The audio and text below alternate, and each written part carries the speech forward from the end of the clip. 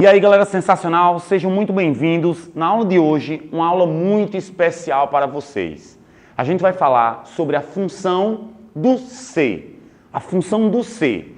E aí, ó, se concentra comigo aqui, por favor, para que eu possa demonstrar e colocar este assunto dentro da sua cabecinha e nunca mais você vai errar questões sobre função do ser. Em primeiro lugar, o ser pode ser um substantivo.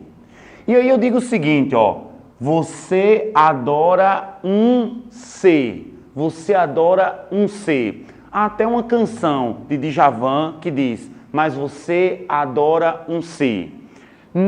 Neste caso daí, observe que ele vem acompanhado por um artigo. E é este artigo que transforma o ser, que normalmente é uma conjunção ou tem outra função, em um substantivo, porque é o nome, beleza? Então, o substantivo ele vai vir com esse artigo.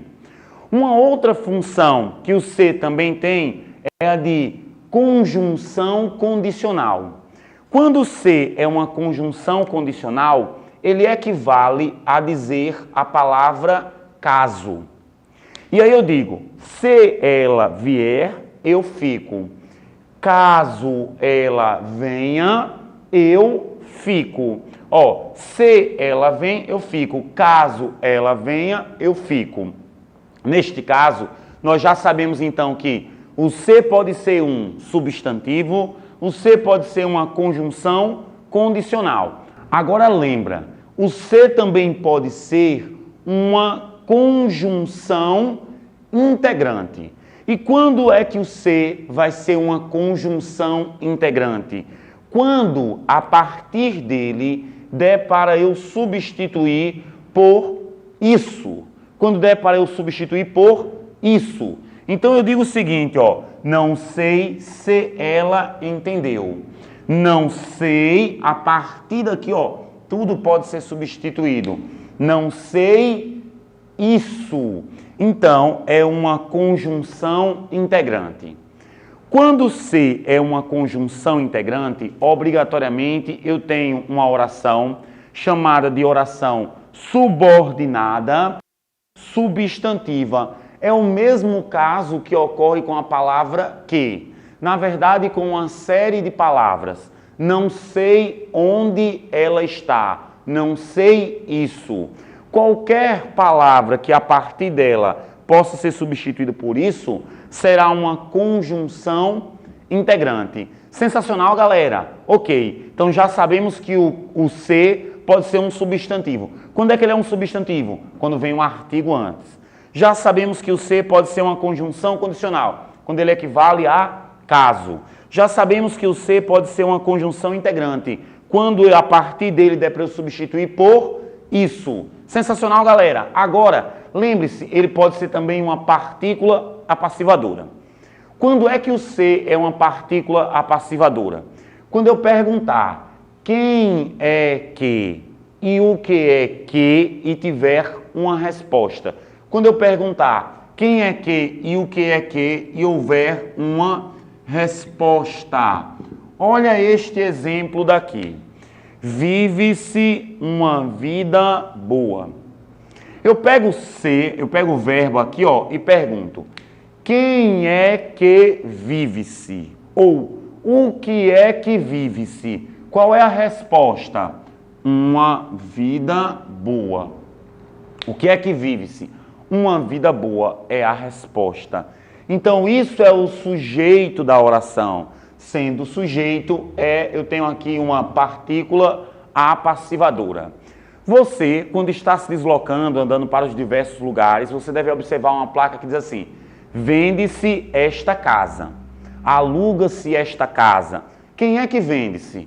Não tem resposta. Mas o que é que vende-se? Esta casa. Esta casa é o sujeito. Então o ser lá é uma partícula apassivadora. E se forem várias casas? Vendem-se várias casas. O que é que vende-se? Várias casas é o sujeito. Como está no plural, o verbo também vai para o plural. Vendem-se estas casas. Sensacional, gente? Então, ó, partícula apassivadora. O se também pode ser um índice de indeterminação do sujeito. Lembra disso. Se você perguntar quem é que e o que é que e tiver resposta, partícula passivadora. Se não tiver resposta, será um índice de indeterminação do sujeito. E aí, olha isso. Precisa-se de amor. Quem é que precisa-se? Não tem resposta. O que é que precisa-se? Você pode até ficar tentado a responder de amor. Não. Mas a pergunta aqui é, precisa-se de quê? Esse de amor, já que é um termo que tem preposição, é na verdade um objeto indireto. E esse sezinho aqui vai ser um índice de indeterminação do sujeito. Quando eu tenho um índice de determinação do sujeito, obrigatoriamente o verbo fica na terceira pessoa do singular. Terceira pessoa do singular, mais a partícula se. Então, vive-se feliz no Brasil. Quem é que vive-se? Não tem resposta.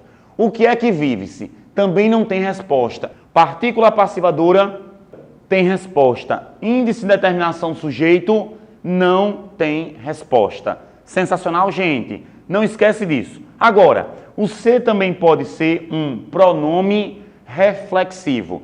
E quando é que o sezinho é um pronome reflexivo? Quando estiver na voz reflexiva. Então, eu pratico e eu sofro a ação. Dessa maneira, se eu disser assim, olha, Rodrigo se riscou. Quem é que riscou? Rodrigo. E Rodrigo riscou quem? Ele mesmo. Se eu pratico a ação e eu sofro, essa voz é uma voz reflexiva.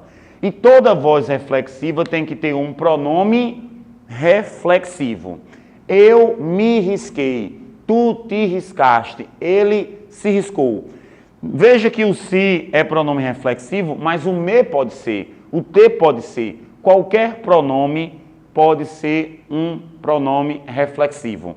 Sensacional, gente! Eu vou agora apagar o quadro aqui rapidinho para colocar as outras funções e aí eu volto para explicar, beleza?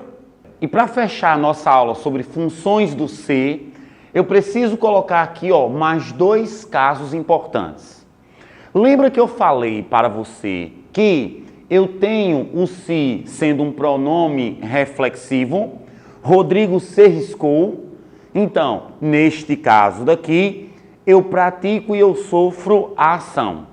Mas existe a possibilidade de que duas pessoas pratiquem essa ação e elas sofram, mas uma praticará na outra e a outra praticará na uma. Os políticos se agrediram. Quem é que se agrediu? Os políticos. Então eles praticam e eles também sofrem a ação. O que significa dizer que eu tenho aí um pronome reflexivo? Claro, porque a voz é reflexiva, mas não é qualquer voz reflexiva. É uma voz reflexiva recíproca. Olha para mim. Neto e Laiane se beijaram. Quem é que se beijou? Neto e Laiane. Mas aqui, Neto beija Laiane. E Laiane beija Neto. De maneira que aqui eu tenho uma voz reflexiva, só que ela é recíproca. Sensacional, gente? E para fechar, eu tenho uma partícula expletiva ou de realce, que é aquilo que você pode retirar, que não faz a menor falta. Há um ditado popular que diz assim: vão-se os anéis e ficam os dedos.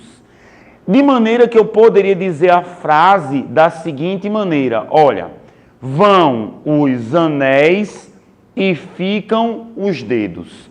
Esse se que havia aqui pode ser retirado. Então, ele é uma mera partícula expletiva ou de realce. Fique atento para não errar questões sobre função do se. Eu quero, inclusive, terminar esta aula com uma reflexão. É assim: todas as vezes quando o se for um índice de indeterminação do sujeito, eu terei uma voz ativa. Todas as vezes quando o ser for uma partícula apassivadora, eu tenho uma voz passiva sintética, sem nenhuma exceção. Todas as vezes quando eu tiver o ser sendo um pronome reflexivo, eu tenho uma voz reflexiva. Todas as vezes quando o ser for um pronome reflexivo recíproco, eu tenho uma voz reflexiva recíproca. Sensacional? Espero que você tenha gostado da aula de hoje. Um abraço e até o nosso próximo encontro.